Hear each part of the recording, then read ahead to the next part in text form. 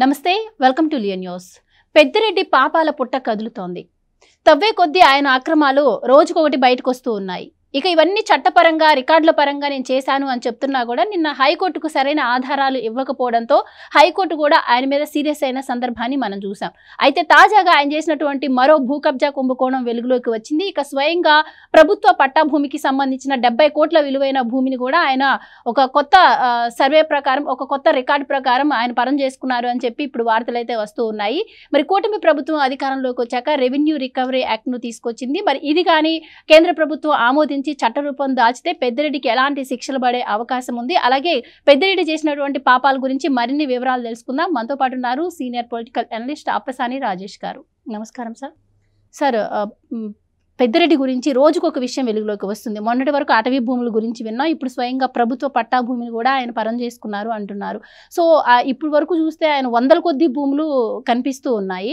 So ఇప్పటి వరకు కానీ ఆయనపై ఎటువంటి యాక్షన్స్ లేదు. ఇంకా వాళ్ళ కొడుకు విషయానికి వస్తే పార్లమెంట్లోనే నేను ఆ పొజిషన్లో ఉన్నా ఈ పొజిషన్లో ఉన్నా మా గురించి ఇలా ఎలా మాట్లాడతారు అని చెప్పి మాట్లాడుతున్నారు. సో తప్పు చేసి కూడా దాన్ని తప్పించుకునే ప్రయత్నం. సో మరి అసలు ఆయనకి శిక్ష పడుతుందంటారా? మరి కేంద్ర ప్రభుత్వం ఈ చట్టాన్ని ఆమోదిస్తుందంటారా? ఏం జరగబోతుందంటారు? సో చూసుకుంటే దీంతో పాటు వైసీపీకి సంబంధించిన చాలా మంది కూడా ఇదే పని చేశారు కాబట్టి ప్రజలందరూ కూడా వెయిట్ చేస్తూ ఉన్నారు. సో మీరేం చెప్తారు? మనం ఈ మధ్యకాలంలో కోవిడ్ టైంలో ప్రతి ఒక్కరికి ఓటీటీ ప్లాట్ఫామ్స్ మీద వెబ్ సిరీస్లు చూడటం అలవాటైంది. అంతకుముందు మనకి వెబ్ సిరీస్ల సంస్కృతి ఉండేది కాదు. లాక్డౌన్లో ఇళ్లలో కూర్చోవటం అలవాటైన తర్వాత దాదాపుగా నేను కూడా చాలా వెబ్ సిరీస్లు చూశాను. ఆ చూసే ప్రాసెస్లో దక్షిణ అమెరికాకి సంబంధించిన డ్రగ్ కార్టెల్స్ గురించి, అక్కడ డ్రగ్ కార్టెల్స్ నిర్వహించిన కింగ్ పిన్ల గురించి, వాళ్ళ జీవిత చరిత్రల గురించి, వాళ్ళు ఎట్లా ఈ డ్రగ్స్ ట్రేడ్ చేశారు, ఏంటి వాళ్ళ జీవితాల్లో ఎంత వెల్త్ జనరేట్ అయింది, ఎంత త్వరగా వాళ్ళ జీవితాలు ముగిసిపోయినాయి, ఇవన్నీ రకరకాల స్టోరీలు మనం ఆ సిరీసుల రూపంలో చూస్తూ వచ్చాం. అయితే ప్రపంచాన్ని గడగడలాడించిన డ్రగ్ కార్టెల్స్ కూడా ఒక 20 ఎపిసోడ్లో 30 ఎపిసోడ్లతోటి వాళ్ళ చరిత్రలు ముగిసిపోయినాయి. కానీ 5 సంవత్సరాల ఆంధ్రప్రదేశ్ రాష్ట్ర జగన్మోహన్ రెడ్డి గారి పాలన చరిత్రలో పెద్దిరెడ్డి రామచంద్రారెడ్డిది ఒక ఉదంతమే మనం ఇప్పుడు ఇన్ని ఎపిసోడ్లు వింటా ఉంది. ఇంకా ఆ మొత్తం పాలనా హయాంలో జరిగిన వ్యవస్థల విధ్వంసం, దోపిడీ, ప్రకృతి వనరుల లూటి, భూముల ఆక్రమణలు, అరాచకాలు, దాడులు, దౌర్జన్యాలు, వీటి గురించి పరంపరగా వార్తాపత్రికల్లో కథనాలు వింటూ ఉన్నాం. టీవీ ఛానల్స్లో ప్రసారం అవుతున్న కథనాలు వింటూ ఉన్నాం. ప్రభుత్వానికి కూడా దేనికి ప్రాధాన్యత ఇచ్చి దేన్ని ముందుగా విచారణ చేయాలి, దేన్ని లాజికల్ కంక్లూషన్కి తీసుకురావాలనేది కూడా అర్థం కాని స్థితిలో అన్ని కథనాలు పుంకాలుగా రోజుకొక వార్త వింటూ ఉన్నాం మనం. పెద్దిరెడ్డి రామచంద్రారెడ్డి గురించి ఈ మధ్యకాలంలోనే చిత్తూరు జిల్లాలో పులిచెర్ల మండలానికి సంబంధించి ఒక 2 సర్వే నెంబర్లో ఉన్న 27 ఎకరాల పట్టా భూమిని అడ్డం పెట్టుకొని 104 ఎకరాల భూమికి ఫెన్సింగ్ చేసేసి తోటలు పెంచేసుకొని అక్కడ విల్లాలు కట్టుకున్నది చూసాం మనం, ఫామ్ హౌస్లు పేరిట. అదేమంటే ఎదురుదాడి. ఇవి ఎప్పుడో మాకు ఎన్నో దశాబ్దాల నుంచి మా కష్టార్జితం, మా రెక్కల కష్టం అని చెప్పాను. నిన్నగాక మొన్న హైకోర్టులో ఒక లంచ్ మోషన్ మూవ్ అయింది. 3.5 ఎకరాలకు సంబంధించిన మఠం భూములు ఆక్రమించుకొని ఇంటి నిర్మాణం చేసుకున్నారు, దానికి డాక్యుమెంట్లు ఎవిడెన్సే లేదు, ఆక్రమించుకొని ఇల్లు కట్టుకున్నారు అని చెప్పని నిర్ధారణ చేసి ఆ ఇల్లు కూల్చేయమని చెప్పని ఆదేశాలు ఇచ్చారు. దాని మీదట ఇమ్మీడియట్గా పరిగెత్తుకుంటా లంచ్ మోషన్ ఫైల్ చేశారు. దాని మీద స్టే ఇవ్వండి అని చెప్పని, ఆ చర్యలు నిలుపుదల చేయండి అని చెప్పని. హైకోర్టు కూడా ఏం చెప్పిందంటే, ఇంత వేగంగా స్పందించడానికి కావాల్సిన డాక్యుమెంట్ ఎవిడెన్స్ మీ దగ్గర ఏముంది, అది ఆక్రమణ గురైన భూమి అని చెప్పని వాళ్ళు చెప్తా ఉన్నారు. మీకు సంబంధించిన ఆస్తి అని చెప్పని చెప్పుకునే డాక్యుమెంట్ ఎవిడెన్స్ మీరు సబ్మిట్ చేయటం లేదే. ఒక 80 సెంట్లకు సంబంధించి మీకు డాక్యుమెంట్ ఎవిడెన్స్ ఉంది అంటున్నారు. రైట్, ఆ 80 సెంట్లకు సంబంధించిన భూమిలో కూల్చివేతలు ఉండవు. మిగిలిన భూమికి సంబంధించి మేము ఇంటర్మార్టర్ ఇవ్వడానికి రెడీగా లేం, ఎందుకంటే మీది అని ఎస్టాబ్లిష్ చేసే డాక్యుమెంట్ ఎవిడెన్స్ మీ దగ్గర లేదు కాబట్టి అని చెప్పని హైకోర్టు కూడా ఒక స్పష్టమైన ఆదేశాలు ఇవ్వడం జరిగింది.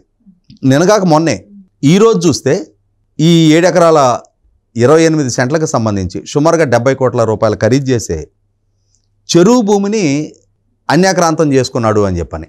ఇప్పుడు వాస్తవంగా అసలు ఆ మోడెస్ చూస్తే మనకే ఆశ్చర్యం వేస్తుందన్నమాట. తూకివాకం గ్రామం, తూకివాకం పెద్ద చెరువు అంటారు. రేణిగుంట నుంచి పూతలపట్టు వెళ్ళే జాతీయ రహదారి పక్కన ఆ చెరువుకు ఆనుకోనున్న భూమి అది ఒక పక్క తిరుపతి జిల్లా కలెక్టర్ ఆఫీస్కి తిరుచానూరుకి చాలా సమీప ప్రాంతంలో ఉంటుంది. ఎకరం 10 కోట్లు కనీసం ఖరీదు చేసే భూమి. 7 ఎకరాల 28 సెంట్లు అంటే 70 కోట్ల రూపాయలు ఖరీదు చేసే భూమి.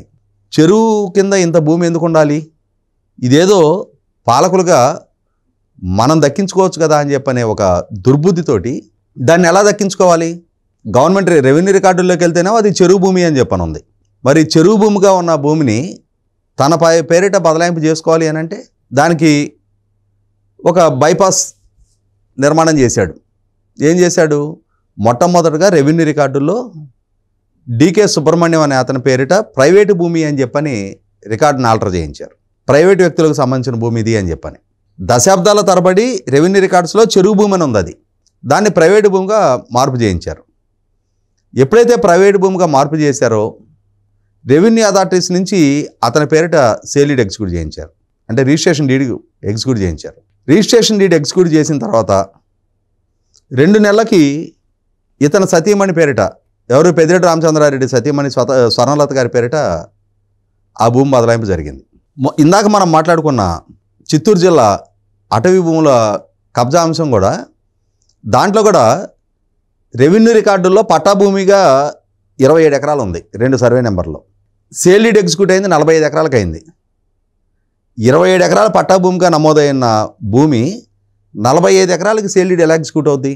రెవెన్యూ రికార్డుల్లో అడంగుల్లో 77 ఎకరాలుగా నమోదు చేశారు. 45 ఎకరాలు రిజిస్టర్ అయిన భూమి రెవెన్యూ రికార్డులో అడంగులు ఎట్లా 77 ఎకరాలకు ఎట్లా నమోదవుద్ది? ఫిజికల్ పొజిషన్ 104 ఎకరాలకు ఉంది. నేను ఆ రోజే వీడియోలో చెప్పడం జరిగింది. పంచపాండవులు మంచం కోళ్ళులాగా 3 అని చెప్పని 2 ఏళ్ళు చూపించారంట. పంచపాండవులు అంటే 5. పోనీ మంచం కోళ్ళతో పోల్చి చూశారు. మంచం కోళ్ళు 4 ఉంటాయి. చెప్పేటప్పుడు 3 అని చెప్పని, చూపించేటప్పుడు 2 ఏళ్ళు చూపించారంట. అలాగే రెవెన్యూ రికార్డు ప్రకారం పట్టా భూమి ఏమో 27 ఎకరాలు, సేల్ డీడ్ ఏమో 45 ఎకరాలకు చేయించారు, అడంగుల్లో 77 ఎకరాలు ఎక్కించారు, ఫిజికల్ పొజిషన్ 104 ఎకరాలకు తీసుకున్నారు. అంటే ఏంటి అక్కడ? ఈ 27 ఎకరాల సర్వే నెంబర్లు పేరిట ఏలు పెట్టే సందాలకు దొరికింది. ఏకాఏకిన కాలు పెట్టేశారు. ఇంకా ముందు దొరికిన అవకాశం ఏలు పెట్టడానికే. అది ఇస్తే చాలు మాకున్న పలుకుబడి, మాకున్న అధికారము, మా దగ్గర ఉన్న మంది మార్బలంతో ఎంత ఎక్స్టెంట్కైనా మేము కబ్జా చేయగలమని చెప్పని కళ్ళ ముందు స్పష్టమైన సాక్ష్యాధారాలతోటి అది నిర్ధారణ అయింది. ఇప్పుడు 7 ఎకరాల 28 సెంట్లకు సంబంధించి అంటే ఇక్కడ 5 సంవత్సరాలు జగన్మోహన్ రెడ్డి గారు ముఖ్యమంత్రిగా కొనసాగితే ఆ జగన్మోహన్ రెడ్డి గారి ప్రభుత్వంలో చిత్తూరు జిల్లా నుంచి ఇతనికి మంత్రిగా అవకాశం దక్కితే ఆ మంత్రిగా దక్కిన అవకాశాన్ని అడ్డం పెట్టుకొని 5 సంవత్సరాల కాలంలో ఇతను సాగించిన ఆస్తుల యాగం. వెనకటి రోజుల్లో రాజ్య విస్తరణ కోసం అని చెప్పని చక్రవర్తులు రాజులు అశ్వమేధ యాగం అని చెప్పని చేసేవారంట. ఒక యాగం చేసి ఒక గుర్రాన్ని వదిలిపెట్టేస్తే ఆ గుర్రం ఎంత దూరం వెళ్తే అంత దూరం ఆయా రాజ్యాలు ఈ చక్రవర్తికి సామంతులుగా మారిపోవాలి. లేదు అని అంటే ఈయనతోటి యుద్ధానికి సిద్ధపడాలి. యుద్ధానికి సిద్ధపడలేకపోతే సరెండర్ అయిపోయి కప్పం కట్టి జీ హుజూర్ బాబు ఇక నుంచి నీకు సామంతులుగా బతుకుతామేమని చెప్పని ఒప్పందాలు చేసుకోవాలి. దాన్ని ఆ రోజు అశ్వమేధ యాగం అనేవాళ్ళు. ఇప్పుడు రోజు ఈయన ఆస్తుల యాగం మొదలుపెట్టాడు. ఆ ఆస్తుల యాగం ఎక్కడి నుంచి ఎక్కడికి పెరిగింది అని అంటే ఈ మధ్యకాలంలో 2024 మే 13 జరిగిన ఎన్నికల్లో ఈయన పొంగనూరు నుంచి పోటీ చేశారు. ఈయన కొడుకు రాజంపేట నుంచి ఎంపీగా పోటీ చేశాడు. ఆ పోటీ చేసిన సందర్భంగా వీళ్ళ కుటుంబానికి సంబంధించిన ఆస్తిపాస్తుల వివరాలు ఎలక్షన్ అఫిడవిట్లో మెన్షన్ చేయాలి.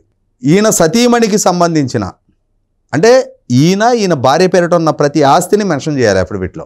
ఈయన సతీమణికి సంబంధించిన 142 ఆస్తుల్ని ఎలక్షన్ అఫిడవిట్లో మెన్షనే చేయలేదంట. అంటే ఇంక మెన్షన్ చేసిన ఎన్ని వందలు ఉన్నాయో మెన్షన్ చేయనియే 142 ఆస్తులు మిగిలిపోయినాయి. ఈయన మీద పోటీ చేసి ఓడిపోయిన బీసీవై పార్టీ అధినేత రామచంద్ర యాదవ్ గారు ఆయన స్పష్టమైన సాక్ష్యాధారాలతో ఈయన సతీమణికి ఎక్కడెక్కడ ఏ సర్వే నెంబర్లో ఎంత ఎక్స్టెంట్ ఆస్తులు ఉన్నాయి డాక్యుమెంట్ ఎవిడెన్స్తో కూడా అంటే డాక్యుమెంట్ నెంబరు రిజిస్ట్రేషన్ నెంబర్తో కూడా కలిపి ఆయన హైకోర్టు దృష్టికి మొత్తం సాక్ష్యాధారాలతో తీసుకొచ్చారు. ఇన్ని ఆస్తులకు సంబంధించిన వివరాలు ఎలక్షన్ అఫిడవిట్లో మెన్షన్ చెయ్యనందుకు ఈయన ఒక్క క్షణం కూడా ఆ పదవిలో కొనసాగటానికి ఎమ్మెల్యేగా కొనసాగటానికి వీల్లేదు.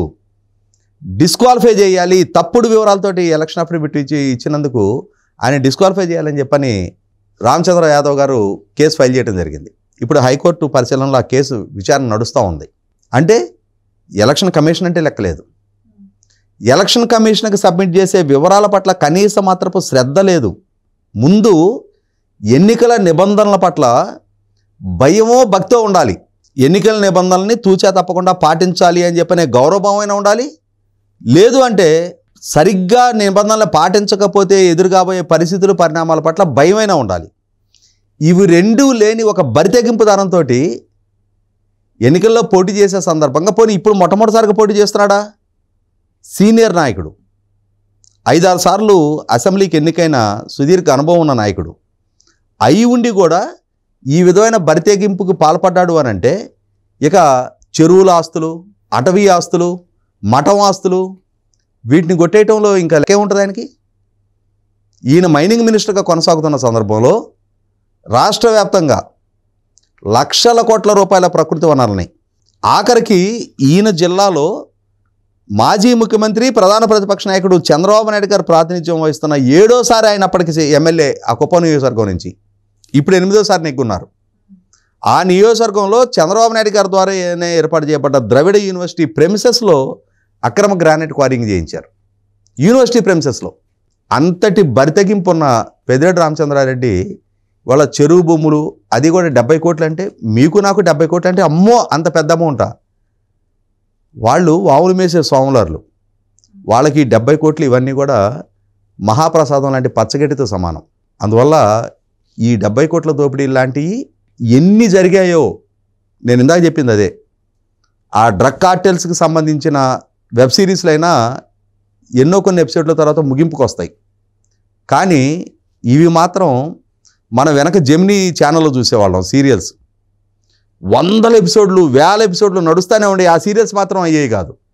ఒక 200 ఎపిసోడ్లు చూడకపోయినా 201 ఎపిసోడ్ చూడగానే మళ్ళీ మనకు ఆ స్టోరీ మొత్తం అర్థమైపోయేది. ఎందుకంటే స్టోరీ ముందుకు జరగదు, ఎపిసోడ్లే పూర్తవుతూ ఉంటాయి. అలాగే ఈ పెద్దిరెడ్డి రామచంద్రారెడ్డికి సంబంధించి కూడా ఎన్ని కథనాలు మీడియాలో వచ్చినా, ఎన్ని దోపిడీకి సంబంధించిన నిర్దిష్టమైన సాక్ష్యాధారాలతోటి ప్రసారమైన ప్రచురణ జరిగినా కూడా మనకు అందులో కొత్తదనం కనిపించలా. చాలా సహజ ప్రక్రియ, రాజ్యం వీరభోజ్యంలాగా వీళ్ళకి ప్రజలు ఇచ్చిన అధికారం వీళ్ళ ఆస్తులు సంపాదించుకోవడానికే కదా అని చెప్పని మనకి కూడా చర్మం మొద్దుబారిపోతూ ఉంది. Thank you so much.